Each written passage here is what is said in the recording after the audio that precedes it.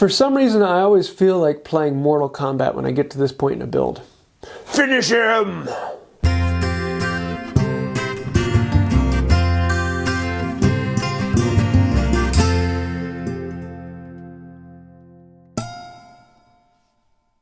Hey y'all, I'm James Wright and welcome to my shop. Today is the happy day. This is the final build where we are going to be looking at this side table and going into detail and how do you actually finish it? We've done the assembly, we have all the pieces together, but what are we going to do to actually seal this off and protect it? Now, if you know anything about me, I love boiled linseed oil, and all of my tool racks behind me have boiled linseed oil paste wax finish.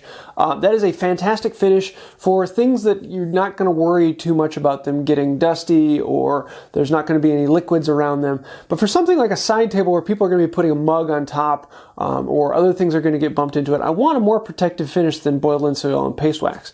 The problem is boiled linseed oil is the color that I want to bring out of the white oak.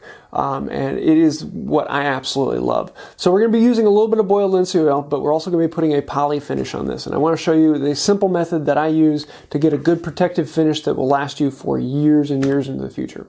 So that's enough talking. Let's dive in and take a look at it. I love the look that boiled linseed oil brings to white oak, and if you've watched my channel for any amount of time, you know that. So that's why I'm going to use boiled linseed oil on the white oak here, and I'm going to do a light coat of it. I'm not going to do anything very heavy. I'm going to let it soak in, I'm going to wipe off the excess, and then I'm going to let it sit overnight, and after that, I'm going to start putting on a protective finish. So I want to kind of show you what I do for this process, that it's not just boiled linseed oil and paste wax. I actually want to make it protective. So let's start by adding some boiled linseed oil to this. I'm going to be using a sock because, well, it just carries more oil and I can get into corners a little bit better with a sock. If I'm doing something smaller, I'll just use my hand. That way I don't have to mess with a sock or a rag. I do want to be careful of this rag once I'm done.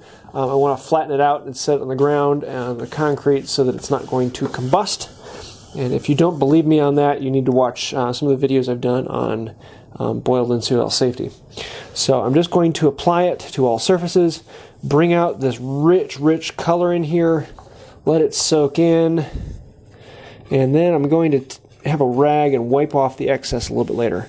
I'll show you that when I get there.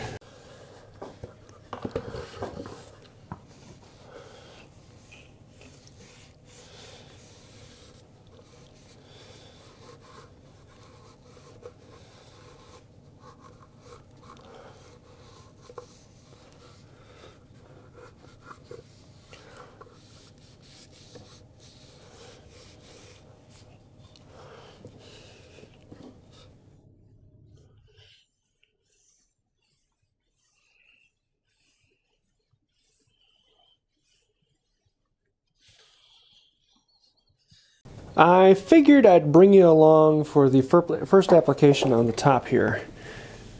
When this color really comes out, especially in this carving. I love this part right here. Oh, those bow ties are just exploding. Beautiful, beautiful, beautiful.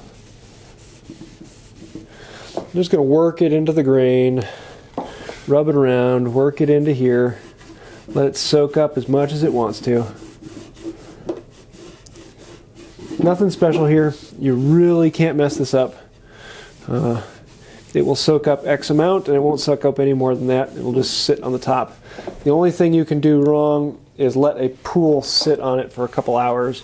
That pool will get crusty when it dries. But other than that, just give it as much as it wants. Wipe off the excess within 20 minutes or so and you're good. Oh, I'm happy. Oh, I'm happy. That is beautiful. Really like the way that came out. Then I'm going to come through with a blue rag and just wipe off anything that's sitting on the top, anything that's stuck in the corner. Let it dry.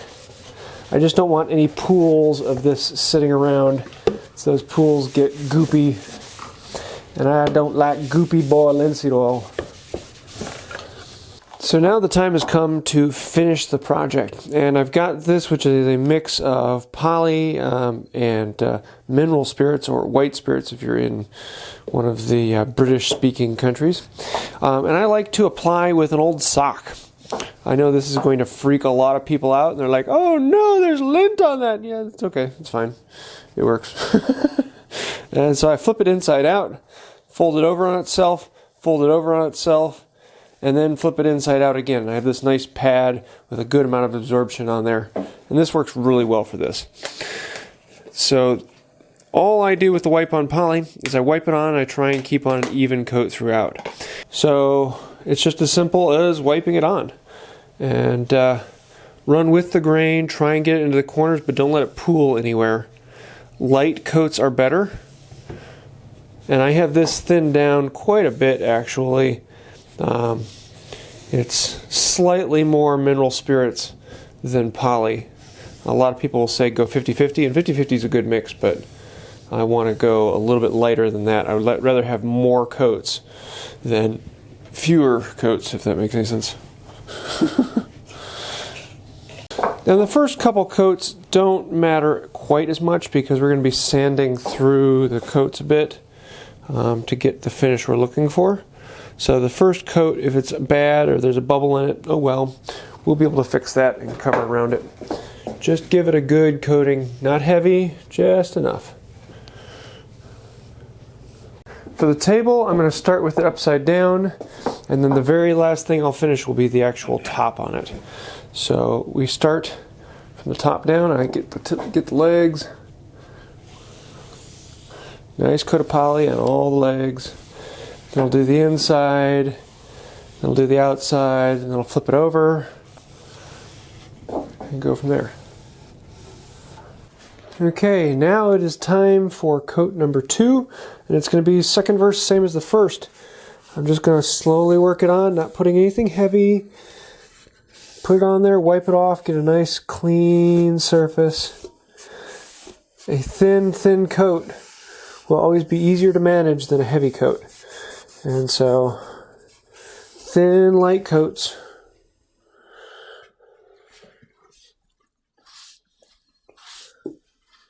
I don't sand in between coat 1 and coat 2. There's just not enough buildup yet to make that worth it. At least that's my choice. Everyone's a little different. But I like to do the inside of the case first, then the legs. Oh, sometimes I do the legs first. And then I will flip it over and do the outside of the case and the top.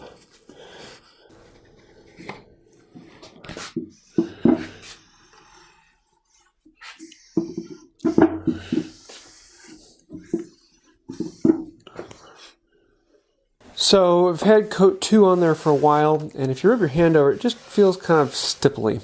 So what I end up doing is I grab some 400 grit sandpaper. I'm just going to give it a light pass. It's about all it needs on all surfaces, making sure that all that stipply is gone.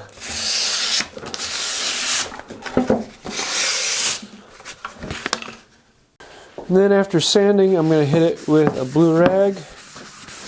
Just clean off any of that sanding residue. Give it a nice, clean, smooth surface ready for the next coat.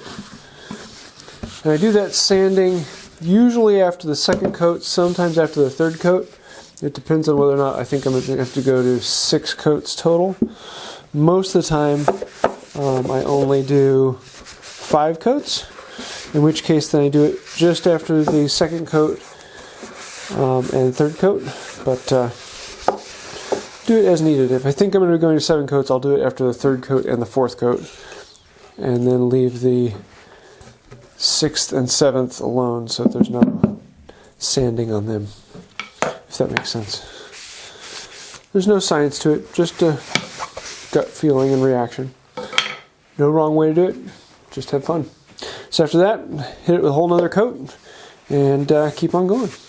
Now I have 4 coats of finish on this, and if you rub your hands on it, there's just like a slight bit of stippling. And that will rub off fairly easily, but I'm just going to hit it one more time with 400 grit before putting on the 5th coat, and I may end up putting a 6th coat on there.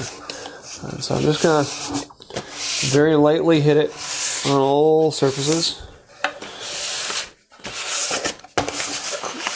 clean off any of that stippling, give it a nice smooth feel to the hand. And then I'll come back in, put on a 5th coat. And if I like how that's done afterwards, then that is the last one. I may end up putting on a 6th coat though, we'll see. After sanding it with this, I'll just take the blue rag and wipe off any of that dust from the sanding. It's ready for the next coat.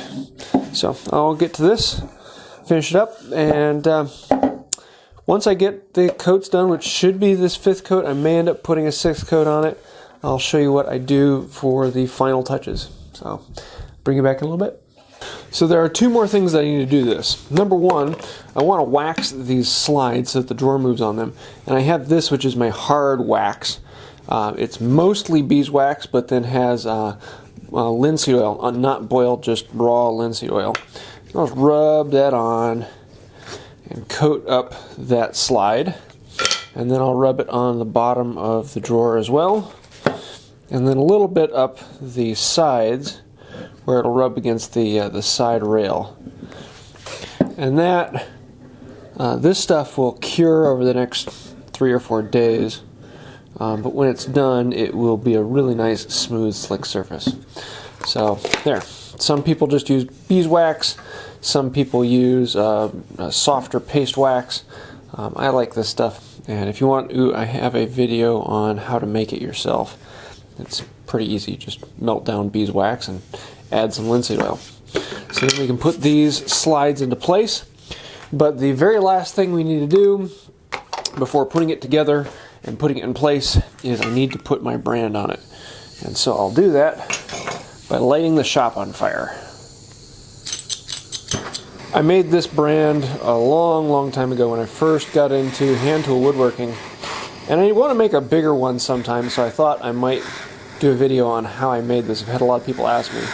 But I just had a 3D printing company print the brand, and I had a post in the back that I could thread in 1/4-inch threads. So when I think it's starting to get hot, I grab a scrap of wood and test it, and it needs to be hotter.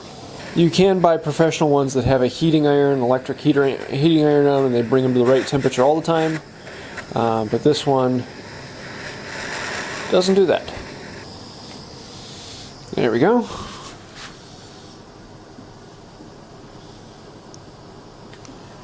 Sometimes I'll do this branding before I do the finish, but in this case I just decided to do it after. So I'm going to put one on the drawer, one underneath, and then assemble this thing together, and it'll be done. So now we can install these drawer slides.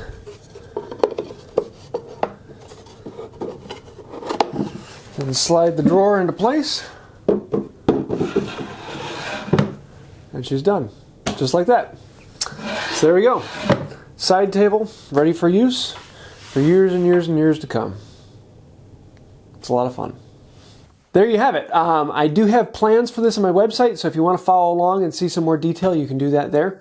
And it's not that difficult of a process. I know finishing really kind of confuses a lot of people, but once you break it down and understand what the different types of finish can do, it's very easy. And in this case, poly is one of my favorite finishes for a table or anything that's going to see some wear. It's a very sturdy, durable finish that will last a long time. And then with a boiled linseed oil underneath, you get that color that just brings out a richness and warmth to the oak that few other things can do. So I hope you like this video. It has been a fun one for me. I do want to say a thank you to the patrons on Patreon. You guys are the reason why I can do a deeper dive into these and actually do some explaining and understanding of how things are done. If you'd like to help out with Patreon or find out more about that, you can do so right down there. Also, if you'd like to subscribe and see some behind the scenes videos, you can do that as well. So that's about it for now, and until next time, have a wonderful day.